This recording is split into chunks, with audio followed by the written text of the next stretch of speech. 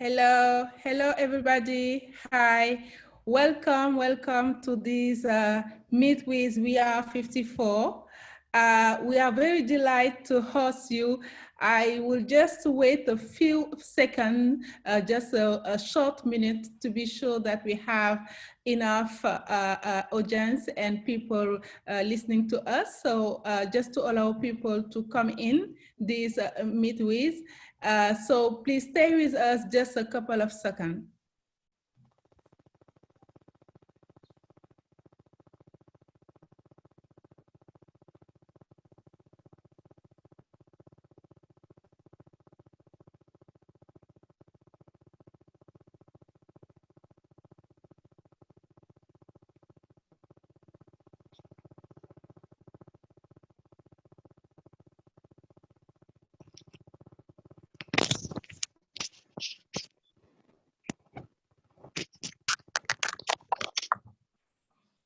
Hi, everyone. Hi, Omnia. Finally, I'm so sorry. No problem. We are live. We are just waiting to have people joining us. So that's okay. Okay, that is great.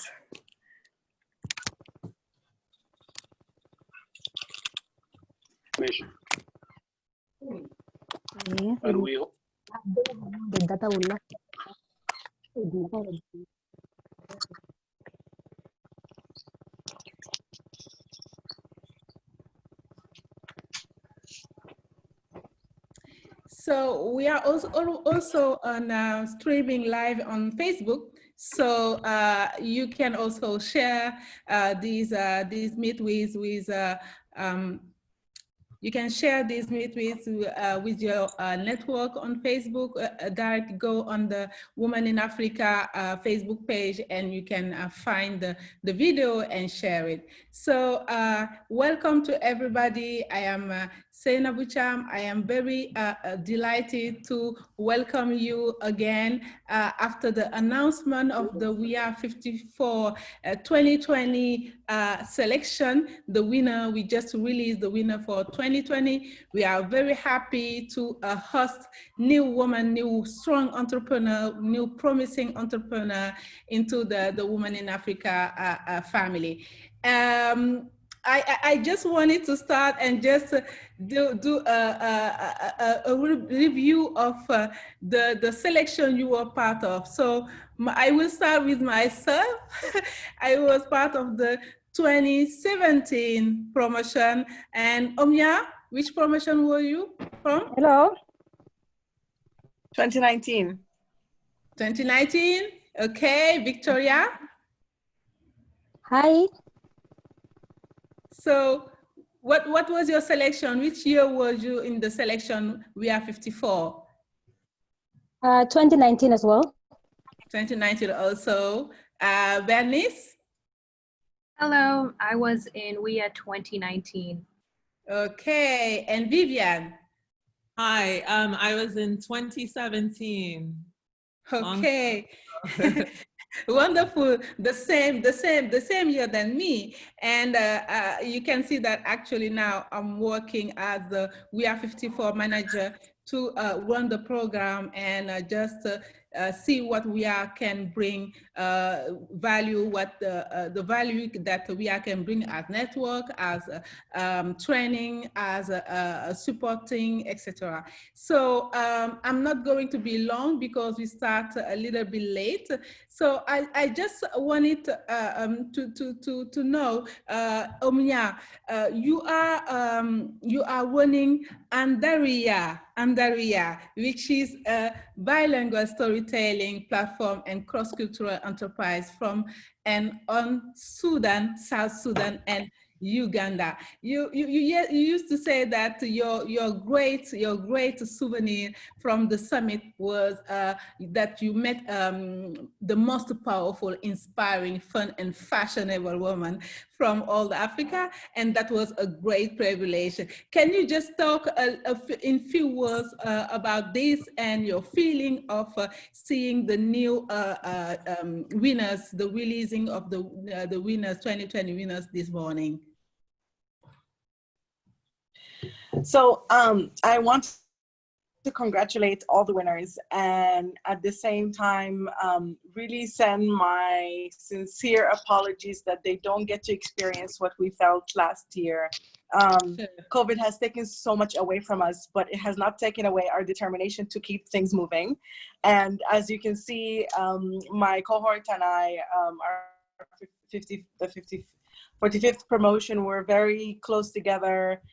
We try to meet up every now and then if we're in the same countries, and that bond will last for a long time because we're all going after the one thing that we really love, and we're trying to build things that are sustainable and at the same time that make us feel alive, that make us feel good, that make us feel interested and engaged all the time. And that's exactly the feeling I had when I walked into that room and saw all these women. Very fashionable, I have to say. But most importantly, they were passionate, they were interested. No matter what they were doing, they chose to take that path away from something else that they started off with. And I thought that that was exactly who I was. This was not my start. I was not in media, I'm a biologist. So the career change sometimes could be a bit, it makes me feel a bit insecure and a bit unsure of myself. But when I see other people who do the same thing, I'm emboldened, I'm inspired, and I feel like, okay, maybe it wasn't so bad, and let me just keep doing what I'm doing. And I hope that I was able to transmit that feeling to other people as well. But there's nothing like being in the same room with such passion, with such interest to learn and interest to connect across the entire continent. And I think that's our strength here as the WIA promotion, is that this is a continental program, and you don't get a lot of programs for women, for the continent, that give you that space to get to know each other and to learn from each other. And I hope that the 55th promotion will also be able to do that despite the circumstances, and there will be a time when you'll be able to get together and get that same room feeling. Thank you. Thank you very much, Omia. I need to say this because you will remember those who was part of this promotion. So Bernice, how is doing business? Hi, so how is doing business? Oh, yes. You just reminded me, we would take those videos and we'd say, how's business? Business is booming, baby. Business is booming, baby. So great. How are you doing? So can you give us a few words about your journey since you have been in the WIA54 program and selection? Oh, thank you so much. Hello, everyone. Hello, Women in Africa. And congratulations to all the winners. You made it. So going right into my journey, it's been a blessing to meet an amazing network of women across Africa. We support each other. We exchange resources, ideas, even strategies in our business. I'm from Tanzania. We had an Anga project where we produce water from air, providing it to vulnerable communities in Tanzania, along with another business that I began since then, which is Accelerate, which we do consulting and corporate solutions for businesses in Tanzania. So it's been a great journey. However, with Corona, things have, slowed down a little bit, but we've been able to innovate and help people in a different way, a lot through online, and also support the community through our corporate social responsibility in fighting against COVID. We produced 10,000 masks and we distributed it to the vulnerable communities in Tanzania, to orphans, disabilities, elders, food vendors, because we had no lockdown in Tanzania. But we're very happy now that Corona is down, business is kicking back up, so we're happy to transition into the new normal. So I'm so happy to be with WIA. I'm always going to be a WIA champion and ambassador, and I'm so looking forward to the new family. Reach out to us. We're definitely here to help you. Thank you.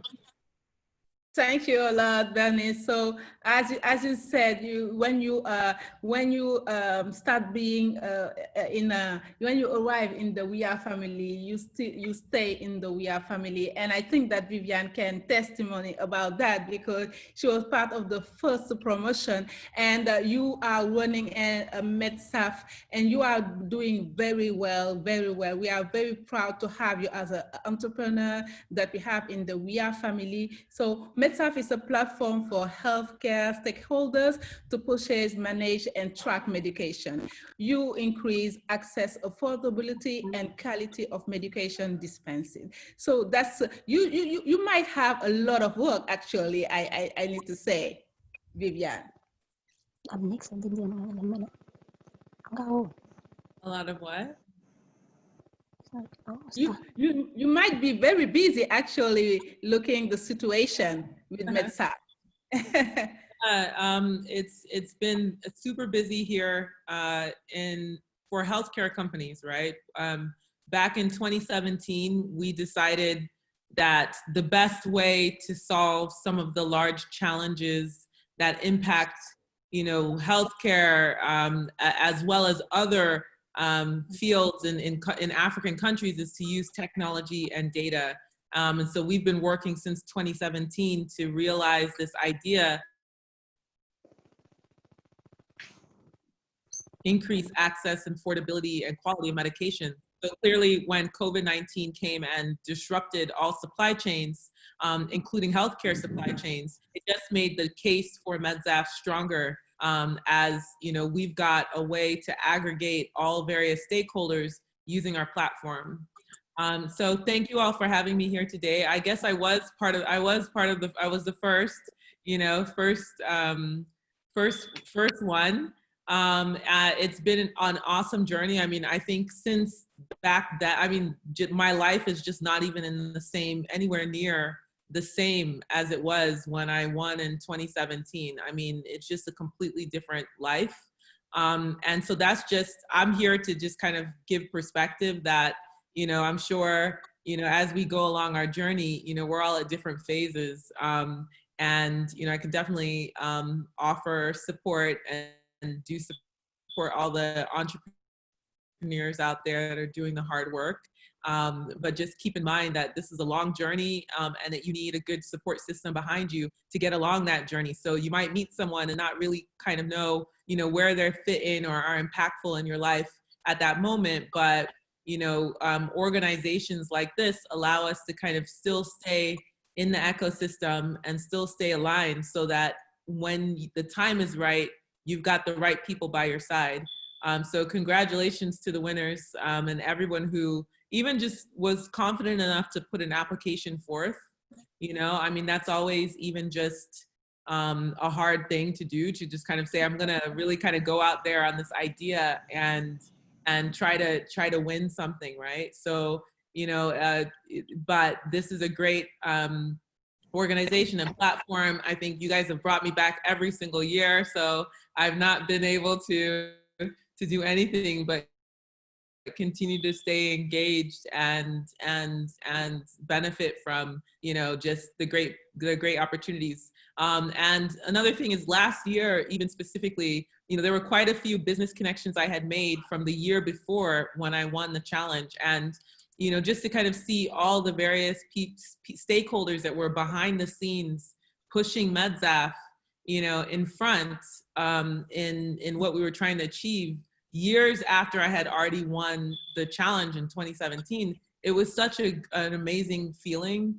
So again, I think it's not just the entrepreneurs, but all the people who support, women in Africa and are adjacent, they're paying attention, maybe they're investing, maybe they're not, but they're just there as a support. Those are very powerful people that you guys have brought together in the room. So just also want to thank Women in Africa and just the work that you've done to kind of bring everyone together.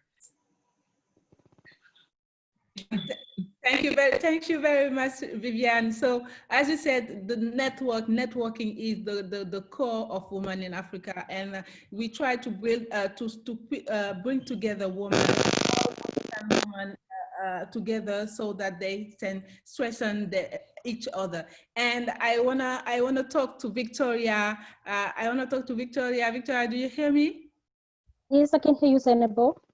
So thank you very much. So you represent a woman hub, an entire woman hub yourself with Angel Vipa. Can you tell us a few words about what you are doing and how you are running your business in your country?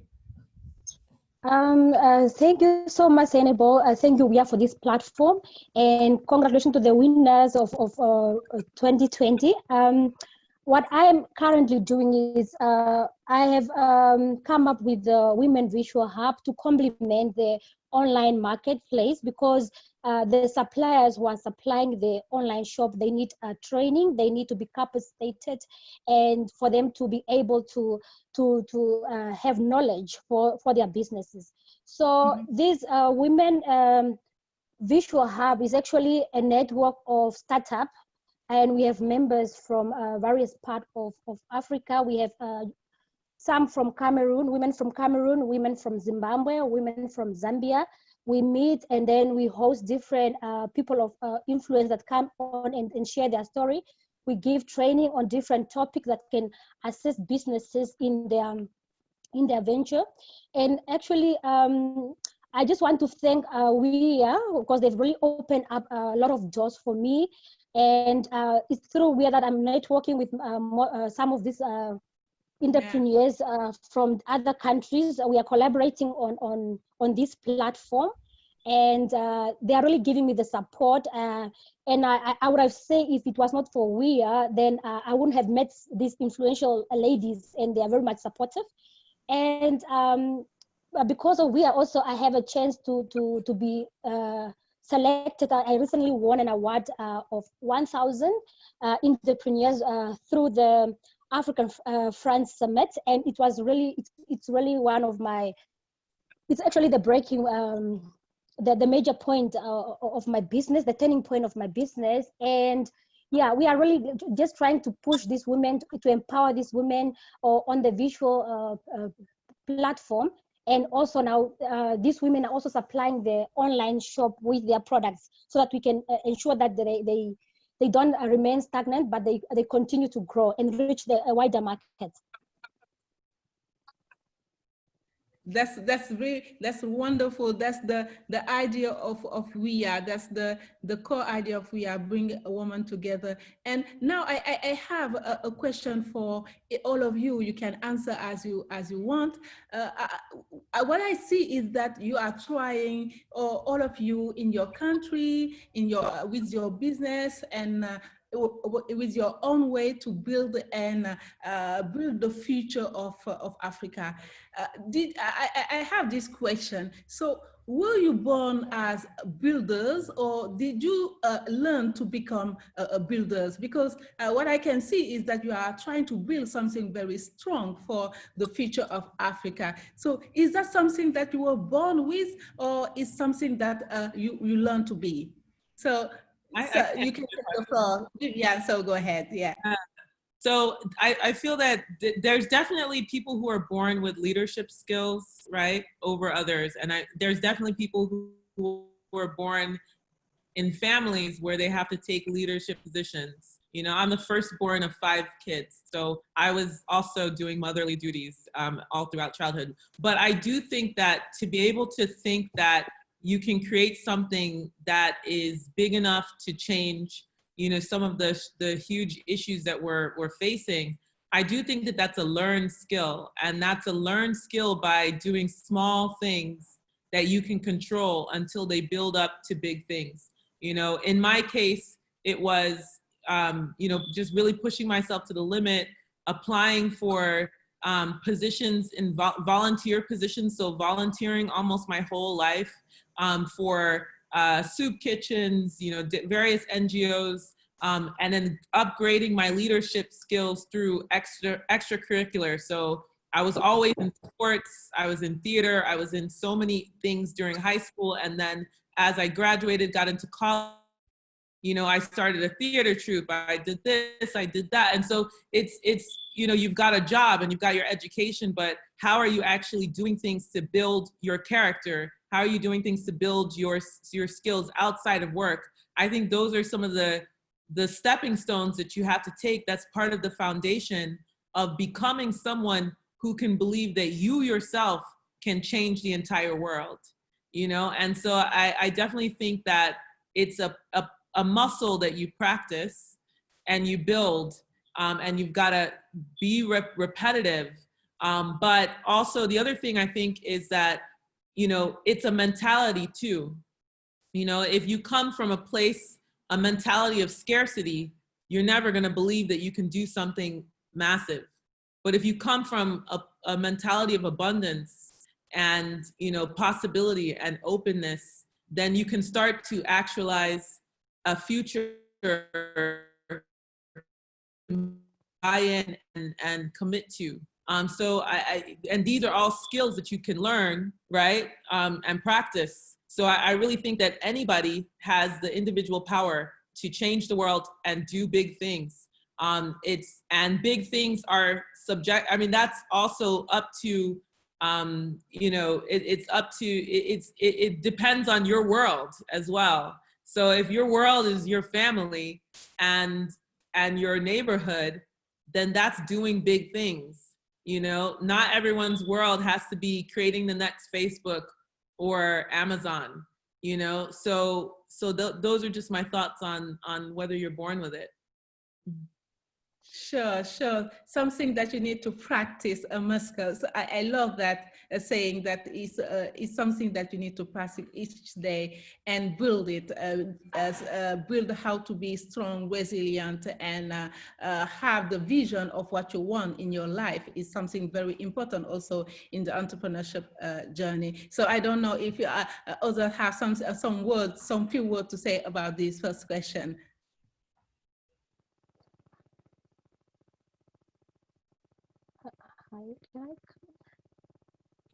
Victoria, you can Yes, go. yes, for me, I have I always can go had, next. I don't think I was born with it, but I credit. Oh, sorry. Go ahead. Sorry, Omia, I will get back to you.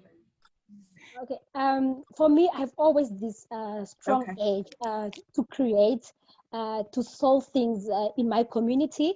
I've always had this feeling of trying to do something more, of changing the way things are done by bringing up a solution. I had multiple of ideas running through my head, and I just know I was actually never fully fulfilled just working on a job.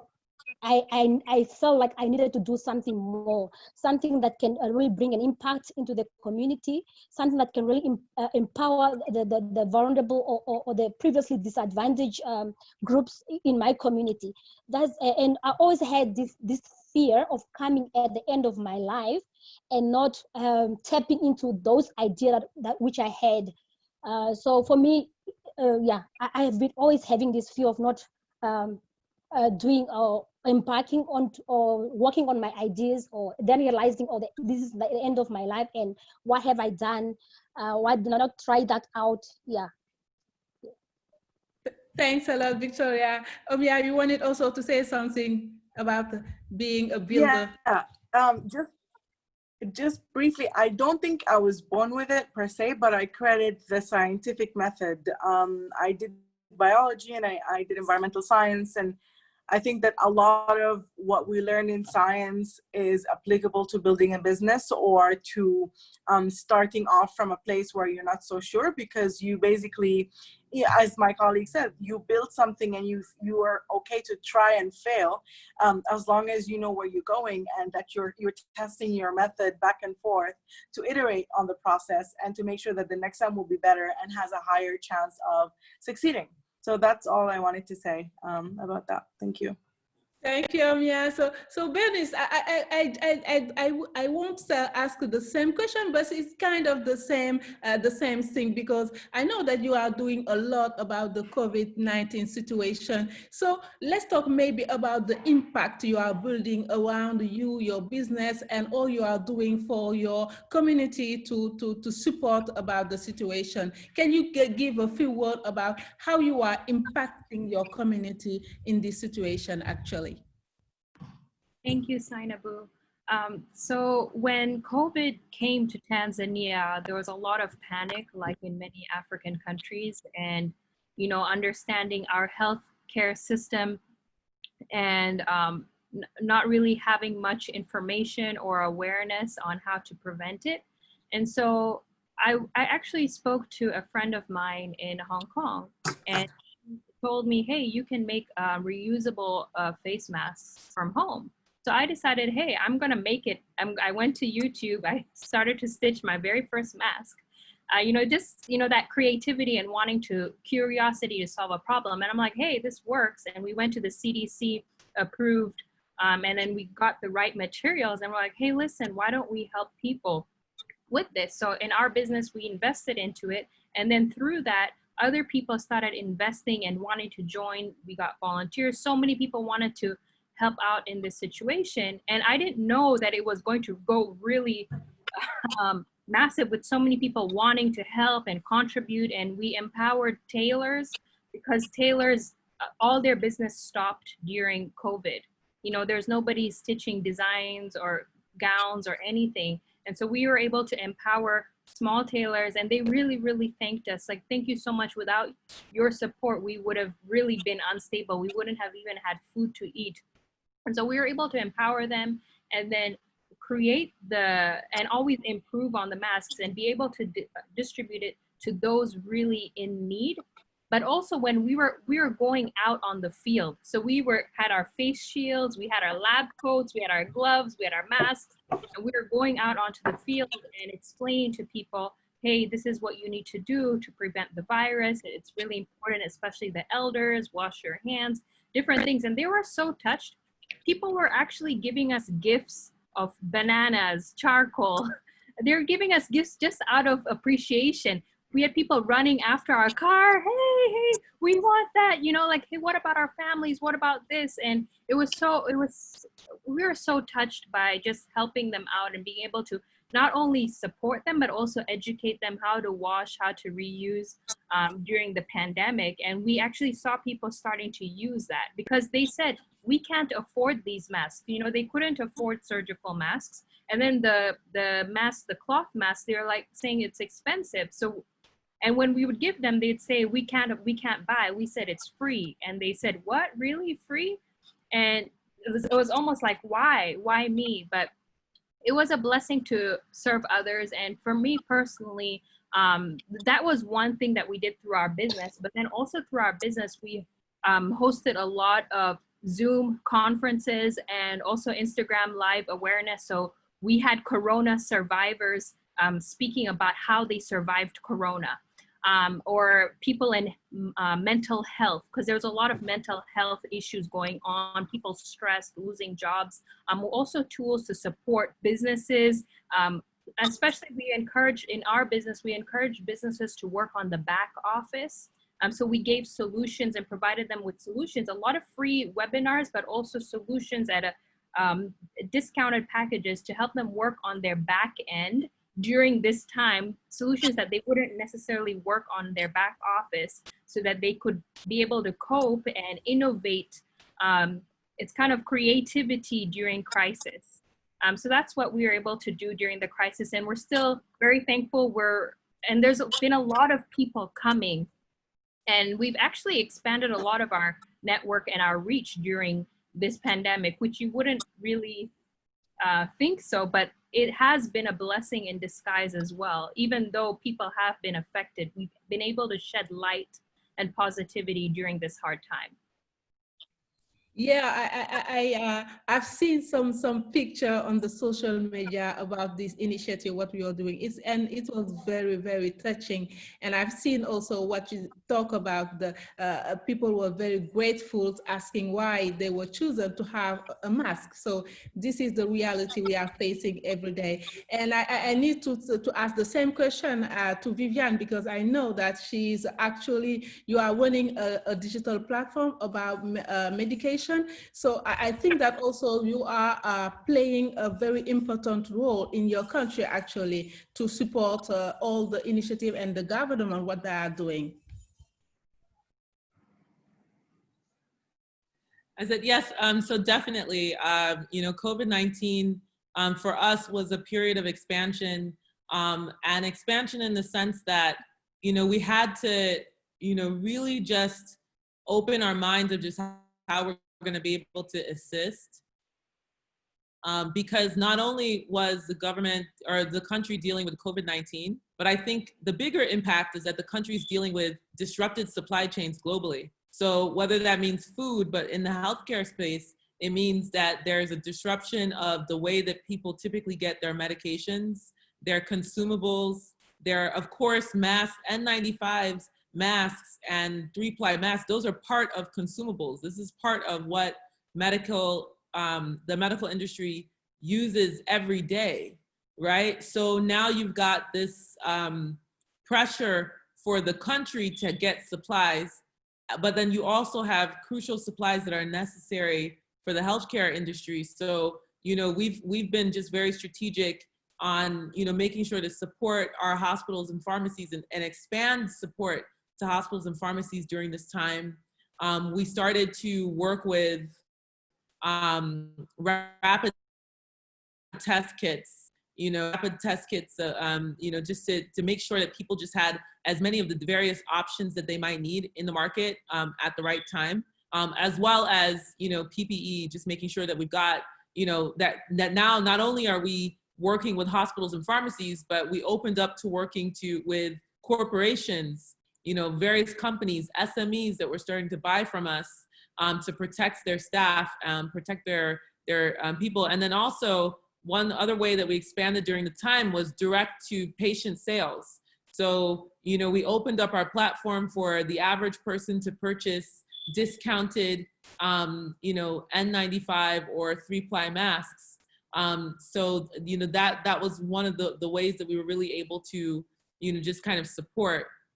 And I just want to take this time to also just really just kind of reiterate that it wasn't just COVID-19 that was disrupted. It's literally, so many other industries, and in the healthcare, and as it pertains to women, you've got women in homes where they might not be as safe, access to, women's health disrupted, cancer patients, their care is disrupted. There's so many various sectors that were at risk, not just because of COVID, but because of the breakdown that COVID caused.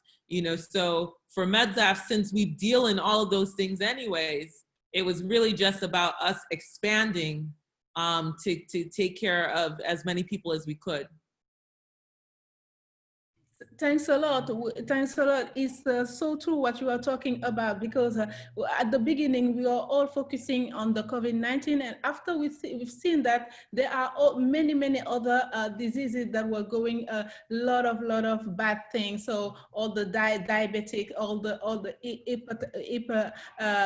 person that have these chronic disease, we needed to also to take care of them and see how we make it with the shutdown, and people won't being able to move and go at the hospital. So I hear you, and I think that is something that we have in many countries, this situation, and you are doing very well, very great. And I wanted to jump to the other question, because we see that with this COVID-19 situation, that entrepreneurship and being an entrepreneur is like constantly taking risks, not knowing what is coming in the future. So sometimes winning, celebrating, and most of the time and failing. And I wanted to ask about your feeling about and your relationship about the failure and also the behind the scene, because we won't show it enough, because the behind the scene is very important. And for us, for women, life balance is also important. So I wanted to ask, what is your relationship with all this, or the failure, the life balance? How do you manage it? Maybe Omnia, you can take the microphone after we are going to see Victoria. Or me? Okay. Yes. I was saying, Omnia, sorry, Vivian. I get back to you after. It happens a lot. So, yeah, I mean, I think, so it goes back to the mentality, right? So, you know, I've failed so many times in my life. I've tried so many things. I've been fearless to do things and fall on my face, and not be afraid. To be honest, I don't really care what anybody thinks about me. So that's a character trait that I guess I have, you know, that I know it's hard for other people because they care about what other people think, you know. But I think that once you start to kind of play with, do I really care what someone who's not paying my bills and taking care of me thinks about me if I go out and make a fool of myself? Once you start playing with that concept, you'll start to realize that you have the freedom to do things that you didn't think that you could do before, because you're not feeling a societal pressure. I think that impacts women a lot, you know, way more than the male entrepreneurs. So that's why I say that. And so yeah, I mean, I think failure is a mentality. If you see failure as a negative, you're never gonna grow. You're never gonna move. You're gonna stay right where you are. But if you see failure as an opportunity to learn something new, and you see it as a powerful tool to get you to the next level, then you start to see failure as something that's part of the process that's necessary in order to get where you're going in the grand scheme of things. You can also look at failure as a potential guide, right? So if you failed at this one thing, maybe it was telling you to turn your head and look at another opportunity that is in line with your actual real goal. So you can even see it as a way to guide you up the ladder, you know. And so that's how I think about failure. So that might be different than other people. Another thing is, as far as life balance, I think that's also part of the whole learning process.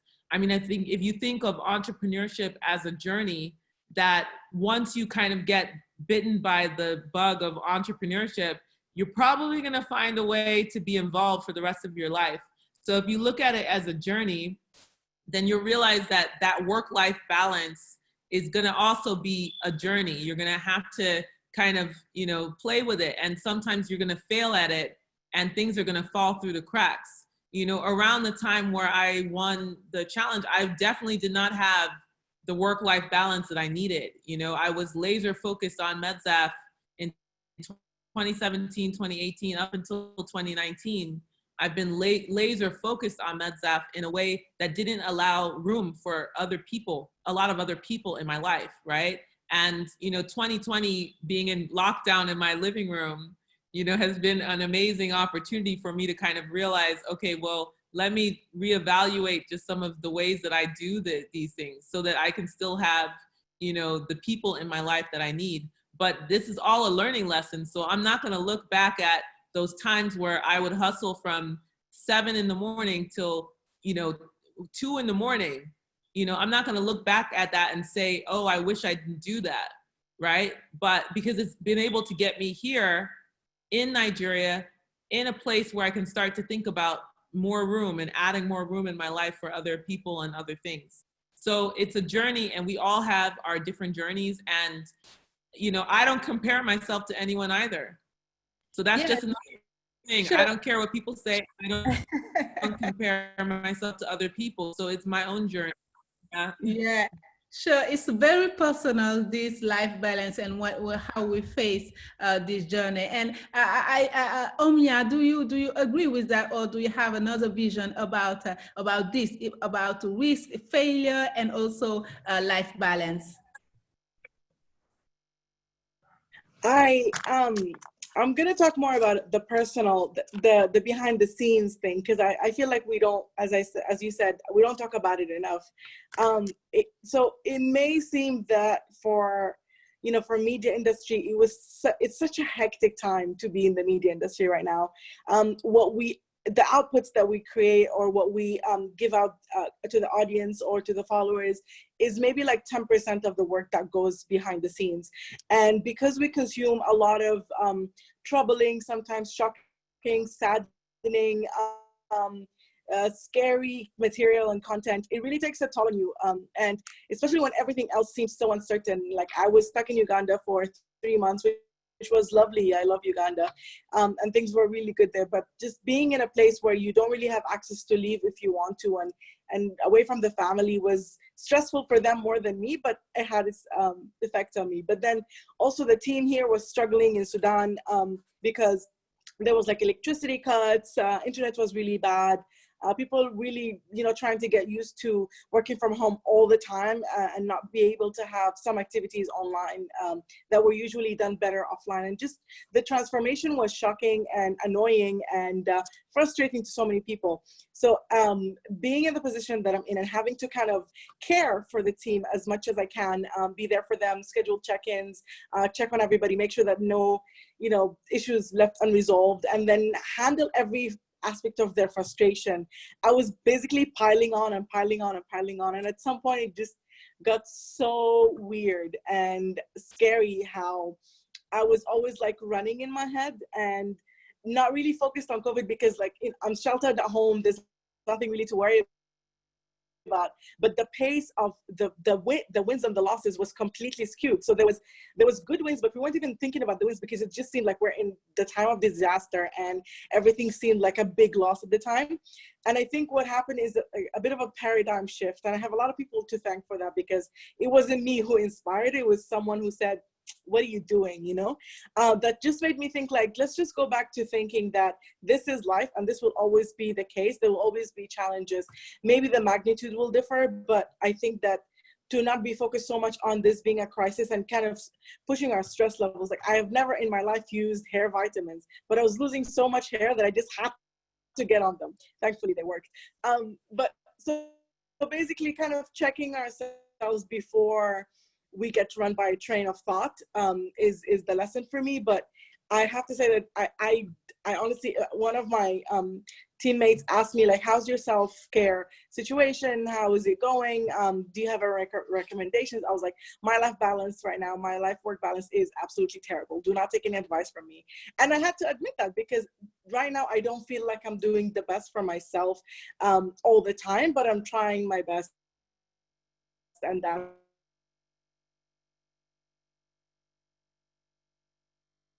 good enough for me right now. And this way is that just remember to just, it was never so easy. But yeah, thank you. Thank you a lot. You are doing your best, and that's the way I think that you will find and finally get there to your life balance. And Victoria, what do you think about all these this lady are sharing actually about life balance and also failure?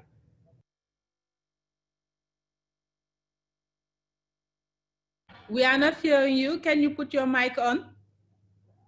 Okay. Okay. For me, I think my fellow ladies, they're having the same opinions as me. For me, true creativity and innovation can never happen without taking risk. It's true, people can face doubts. Am I doing the right thing? One, I fail and so forth. But risk is actually inevitable. And whether you are doing your moving towards your personal goal or business goal, you have to take some risk. Unfortunately, you have to take some risk. And sometimes as an entrepreneur, you face, you question yourself, you go in that dark mode and you question yourself, am I moving in the right direction? But with every success or every achievement that you get, is actually a validation that you are doing something good, that you are moving in the right direction. As an entrepreneur, you have to embrace the risk and actually make it part of your business strategy. And should you fail, you should then reflect to see what have you done wrong, how could you have done it better. Actually, yeah, and how one can balance your life. For me, it's actually tough because I'm actually a mom, a wife. I work on a full job and I have to run my business at the same time. This actually requires for me to work long hours, after hours, during the weekend. And for me, I just have to push myself because like in Namibia, e-commerce was never, it's not really well recognized yet. It's only just emerging slowly but surely. But with this COVID-19 era, people are now starting to see the importance of e-commerce and how it can impact their business positively. And they're realizing that the world is actually moving digital. Yeah. Yeah, so your journey is quite challenging. I understood that also you have an environment situation in Namibia with where digital and e-commerce is just starting, and you need also to handle that in your business and also try to have your life balance. So that's quite a great challenge. But I know that you will get there. And before we go to the closing word, maybe also Bernice, you can share some word about the life balance. And because every time I see you, you have this smile, this happiness. I want to know, I have some tips about how you are keeping yourself very, very, very positive every time I talk to you. Thank you, Sainabu. I think when you're living a life of purpose, passion really comes out. When you know you're living with passion, it comes out with energy, it comes out with joy that comes from within. Even though times get tough, you need to make a conscious decision to choose to be joyful, to choose to be positive. Because when you're an entrepreneur, your team is looking at you. You know, you cannot start falling apart. Then you know, you're the leader and your team is looking at you, what's going on? And if you're falling apart, then they're also going to be falling apart. So you need to take care of yourself, have mentors that are pouring into you, really refreshing and reviving your energy, and taking time to rest even during this time of stress and uncertainty. I remember I was really stressed at the very beginning, but then I decided, you know what, I'm going to be positive. And even it was like a whole mindset shift. Like, okay, maybe this pandemic is going to last 1 year up until next year, or maybe 2 years. So let me adjust my life, also my business, into how can we cope and be creative during this time. And being being positive in all situations, and also learning from other people. I am a learner. I love learning. I love gaining insights, how other people are coping, what resources they're using, what are some tools. Sometimes you can feel really down and like, oh, I'm struggling, nothing's working, or maybe income is low, but really reaching out to resources. You never know, somebody can encourage you and also be an encouragement to others. We are in WIA, we are a community, we are a family. We need to help each other as women, and empower each other. When somebody wins, we all win. And also don't be selfish with your resources or with what you can help. If you are able to help, really help others. And so, yeah, just living your best life and living your dreams and having passion, I think is what's carrying me. Thanks a lot. You give this. You speak about mentorship. It's really important also to get support, to get advice about this life balance journey also and challenge. And I think that also in the coming month is something new. We are going to very seriously work on it for the new for the 2020 promotion, to build this mentorship support through the WIA network. And we are going to have our last word. And I have two two questions. You can choose which one you want to take for your last word. So the first one will be, do you have a turning point, or in the last month, do you have a bravest moment that you want to share with us? So that's the first question. And the second question is, what will your 80-year-old self will say to you today? So these are the two questions. So you are free to choose which one you want to answer to for your last word. So I don't know, maybe Vivian can speak, because yeah. Yeah, so during this lockdown was been a period of great introspection. The company was doing well. We're already online, so it wasn't, we're allowed to operate during lockdown. So from our company's perspective, it really wasn't much except, just making sure we could accept growth and that we were preparing for growth. But I think that personally, it was more of, the time to finally be quiet and think about, the past and the things that have led me along the way. And also during this time, I started to get a lot of outreach from people, but also like different organizations that would want me to speak about MedZaf or speak about me. And typically I don't talk about my own personal journey. I'll pitch about MedZaf and that's it. But then I realized that this could be a time where people really want to hear how they're going to kind of level up their lives to be able to deal in this new post-COVID reality, which is that everything's been disrupted and the rules don't apply anymore. And this is a time for us to kind of carve out our own path in a new reality. And that's really what's happening now. And we see that if you're a student of history, you see that this is actually something that happens in cycles. And so I knew that people would start to need some type of guidance or thoughts of how they could do it. And so I found myself doing like podcasts every week or every other week. I'm getting podcasts and interviews here and there and actually talking about my experiences, which is something I don't typically do, and just getting feedback that it's been helpful, to certain people. And so that just kind of making me think about, do I have a voice, I have a platform, how am I going to use it, not only to make sure that MedZaf is successful, but also to inspire other people, to continue along the way. So that's been something that's been pretty cool, that's happened to me throughout this time period. Yeah, inspiration, and you are such inspiring. I need to say also that, and you are right to share your and give inspiration around you. And Omnia, for you, what is the question you choose for your last word, your closing words?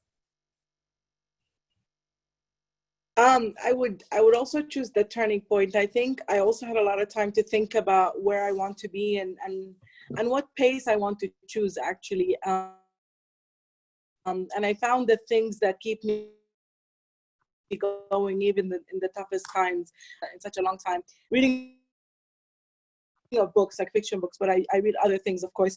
But I found that the one thing that keeps me engaged is doing so many different types of activities, and I'm really happy that my work allows me to do that. It's I'm doing different types of activities that inspire and use it and engage different types of brain muscles. And I felt like the point for me was just finding tranquility in all this chaos with like just very simple things like long walks, good music, just finding out that this is what matters. Honestly, everything else is just routine, and it just kind of happens to be normal life. But the actual things that matter were always there all along. We just had to kind of put our thumb on them and say, this is what keeps me going. So yeah, thank you.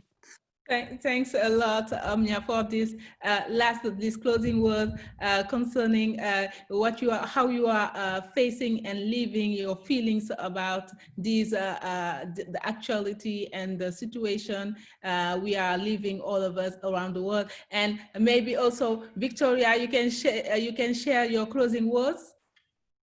Yeah, thank you, Senebo. What I want to talk about, I want to talk about the bravest thing that I've done in the last 6 months.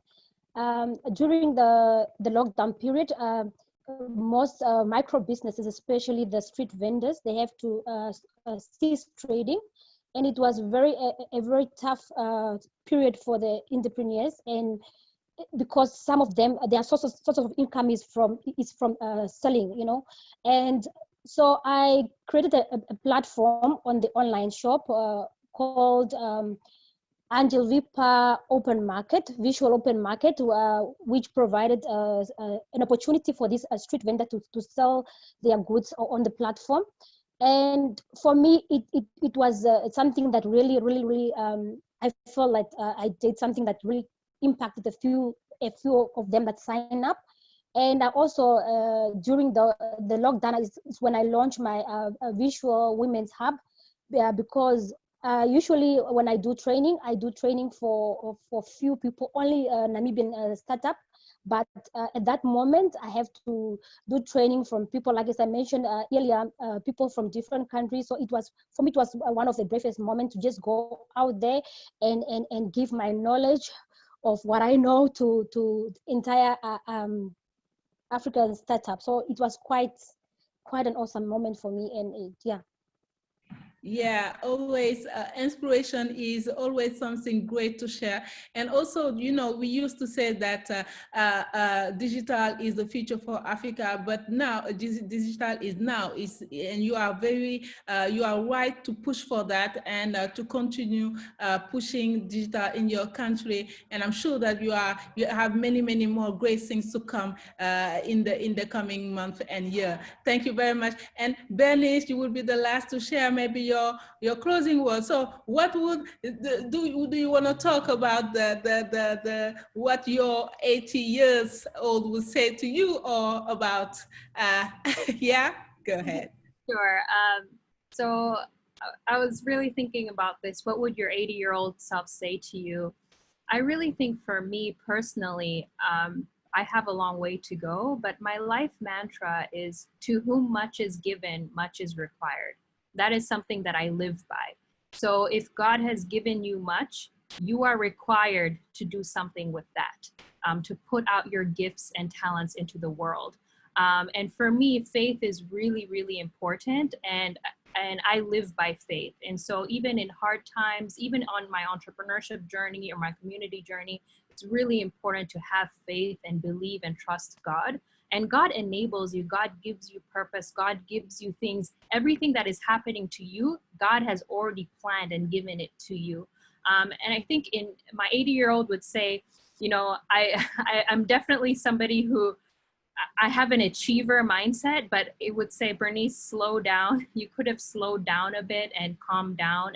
And also really looking that in every point and season in my life, I'm still learning, I'm still growing, I'm still on this journey of humility. But it does take a tribe. It does take a village. It does take community and resources to really help you and shape you into who you are. And it also does take life experiences, tragedy, crisis, different turning points to really shape and pivot your life. Life isn't always going to go up. Life is going to go up and down, up and down, up and down. So it's that ability to have grit and stability, to be stable, to be on your ground, and it builds your character, but also to have faith and have a community and mentorship that's supporting you on your journey to reach where you want to reach. And also to say, you know what, I have lived. I have risked, I have dared myself, I've done things that I never thought I could do. I have this daring mindset. Just YOLO, you only live once. Just jump into it. If it fails, you fail. I love failing because it makes me better. I will learn through it, and I'll get back up and do something else. Sky's the limit. The door is open. The world is at your footsteps. So fail hard, but learn and pick yourself up and learn what you can do, and continue pushing, continue innovating, have faith, and live your best life, what God has given you to do. Thank you so much, Sainabu, for this opportunity. Thanks so much. I really love finishing with this word. So gratefulness, giving back, being there for each another community. All this word is, I really love having this word in your mouth. And I think that all the people that are with us listening also just join this, agree with you with your closing words. So thank you very much, all of you. I was very happy to see you again. I used to see you in Marrakesh, but today with the digital, we made it. Really happy, Vivian. Thank you very much. Keep pushing Metsaf as you used to. Omnia, you are a strong woman. I don't know where you are, but Omnia, thank you very much.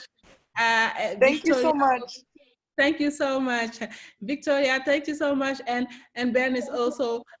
Thank you, all of you, being with us to listen to our WIA54 previous winner to share their journey and their experiences. So me myself, I'm going to host other WIA54 winner tomorrow. It will be in French speaking, so I'm much more comfortable in this language. I'll try to do my best to moderate it in English. Sorry if I did. I did some mistakes, but I'm trying. I'm improving my English. So thank you very much for being with us.